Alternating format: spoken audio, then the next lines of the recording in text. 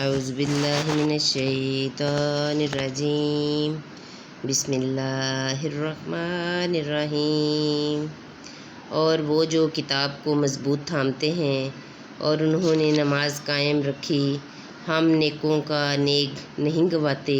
اور جب ہم نے پہاڑ ان پر اٹھایا گویا وہ سائبان ہے، اور سمجھے کہ وہ ان پر گر پڑے گا۔ لو جو ہم نے تمہیں دیا زور سے، اور یاد کرو جو اس میں ہے کہ کہیں تم پرہیزگار ہو۔ اور اے محبوب یاد کرو جب تمہارے رب نے اولاد آدم کی پشت سے ان کی نسل نکالی اور انہیں خود ان پر گواہ کیا، کیا میں تمہارا رب نہیں؟ سب بولے کیوں نہیں، ہم گواہ ہوئے کہ کہیں قیامت کے دن کہو کہ ہمیں اس کی خبر نہ تھی، یا کہو کہ شرک تو پہلے ہمارے باپ دادا نے کیا اور ہم ان کے بعد بچے ہوئے، تو کیا تو ہمیں اس پر ہلاک فرمائے گا جو اہل باطل نے کیا۔ اور ہم اسی طرح آیتیں رنگ رنگ سے بیان کرتے ہیں، اور اس لیے کہ کہیں وہ پھر آئیں۔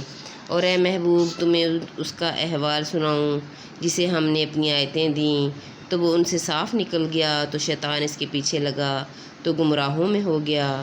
اور ہم چاہتے تو آیتوں کے سبب اسے اٹھا لیتے، مگر وہ تو زمین پکڑ گیا اور اپنی خواہش کا تابع ہوا، تو اس کا حال کتے کی طرح ہے۔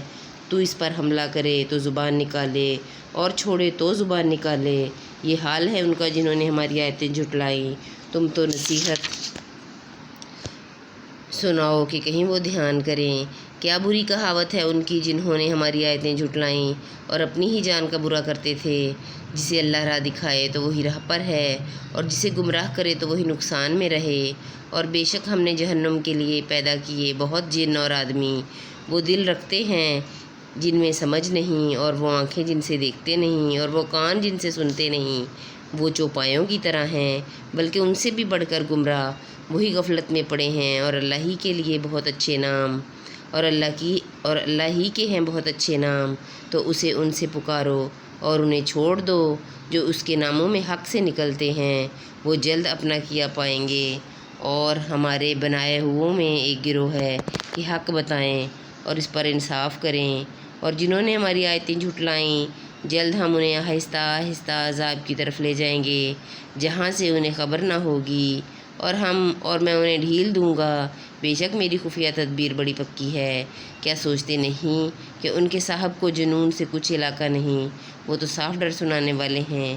کیا انہوں نے نگاہ نہ کی آسمان اور زمین کی سلطنت میں، اور جو چیز اللہ نے بنائی، اور یہ کہ شاید ان کا وعدہ نزدیک آ گیا ہو، تو اس کے بعد اور کون سی بات پر یقین لائیں گے؟ جسے اللہ گمراہ کرے اسے کوئی راہ دکھانے والا نہیں، اور انہیں چھوڑتا ہے کہ اپنی سرکشی میں بھٹکا کریں۔ تم سے قیامت کو پوچھتے ہیں کہ وہ کب کو ٹھہری ہے۔ تم فرماؤ اس کا علم تو میرے رب کے پاس ہے، اسے وہی اس کے وقت پر ظاہر کرے گا۔ بھاری پڑ رہی ہے آسمان اور زمین میں، تم پر نہ آئے گی مگر اچانک۔ تم سے ایسا پوچھتے ہیں گویا تم نے اسے خوب تحقیق کر رکھا ہے۔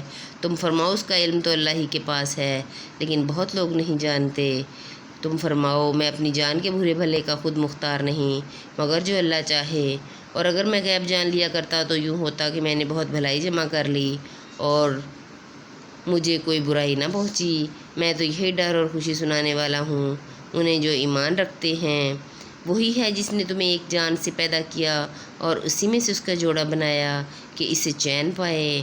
پھر جب مرد اس پر چھایا اسے ہلکا سا پیٹ رہ گیا تو اسے لیا پھری۔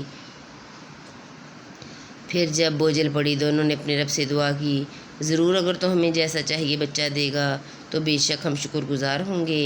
پھر جب اس نے انہیں جیسا چاہیے بچہ عطا فرمایا، انہوں نے اس کی عطا میں اس کے ساجی ٹھہرائے، تو اللہ کو برتری ہے ان کے شرک سے۔ کیا اسے شریک کرتے ہو جو کچھ نہ بنائے اور وہ خود بنائے ہوئے ہیں، اور نہ وہ ان کو کوئی مدد پہنچا سکیں، اور نہ اپنی جانوں کی مدد کریں۔ اور اگر تم انہیں راہ کی طرف بلاؤ تو تمہارے پیچھے نہ آئیں۔ تم پر ایک سا ہے، چاہے انہیں پکارو یا چپ رہو۔ بے شک وہ جن کو تم اللہ کے سوا پوچھتے ہو تمہاری طرح بندے ہیں، تو انہیں پکارو پھر وہ تمہیں جواب دیں اگر تم سچے ہو۔